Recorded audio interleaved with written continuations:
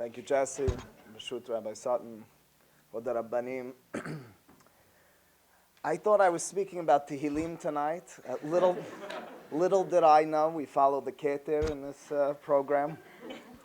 So I had prepared to speak about the first Perek in Tehillim. Luckily, Jesse was in the Knesset this past in Seudah Shilishit today, and told me I'm speaking not about Tehillim but about Divrei Hayamim. So I'll take a few minutes to speak about off the cuff Divrei Hayamim. Divrei Hayamim in the Beraita in the Gemara, not in the Keter, is mentioned as the last in the Ketubim. It's in the Keter that it's placed at the beginning. It begins with Adam Harishon and ends with Shivat Zion. It ends with Koresh. It ends with Am Yisrael making their way back from Galut. It's a book which, as I described, is very historical. It's a book which describes from the beginning until Shivat Zion in painful detail, at points just going through it quickly, at other points being more detailed, Am Yisrael and their history. Why all the focus on history? Where is it that history fits into Am Yisrael? Why is it that we spend so much time studying it and that a full Sefer in Tanakh is dedicated to it? So I'd like to just in 2 minutes describe to you my understanding of history, my understanding of time. Zeman, time in Yahadut. The word zeman means to set aside, means to have something set aside. It's not only time in terms of its temporal meaning, it's actually something that's set aside. And what that means is like when Harambam speaks about Tisha B'Av and he calls it a Yom HaMuchan L'Pur'anut, the day of Tisha B'Av, we dedicate every year not because of the things that occurred to on it only, but because that day was set aside to be a day of Pur'anut.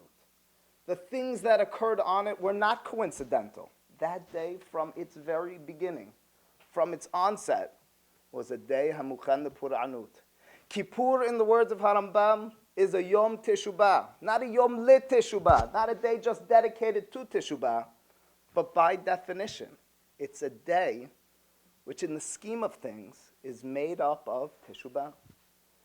Time on the Jewish calendar is something which is just implanted. The days which we revisit every year, which are revisited throughout the history of the world, have embedded in them this specific character. There's a specific mood. There's something about each day on the calendar which, although the coordinate might change over time, this year it's different people, this year it's different places, the same occurrences, the same types of events will continue to take place. Time, in a word, is not linear, it's spiraled. We'll keep re-encountering the same types of things. That same Yom HaMuchan L'Pur'anut will continue to haunt us. And the same Yom Teshubah will continue to demand our repentance. Time is spiraled, and as such, history is so important to us.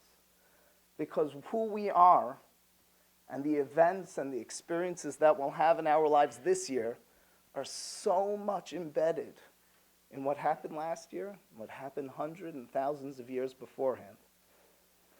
It's my understanding in Tanakh that when we find reoccurrences, not just in the linguistics, not just in the words, but in the pages, in these sequential events, the same types of things seem to happen. There are so many comparisons between Gan Eden and Yetziat Mitzrayim. There are so many comparisons throughout the Torah of so many different stories. Is that consequential? That just happened that way? Or is it that time repeats itself because time is spiraled and it's just the coordinates, it's just where we are, it's just the specific characters that changes.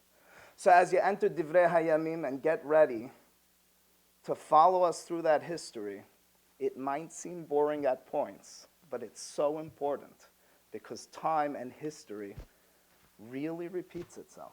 We really revisit it. It might seem a little different, but it's actually the same thing. Hazak u'baruch again, and to school the mitzvot, and to continue learning, and to be Messiah all of Tanakh.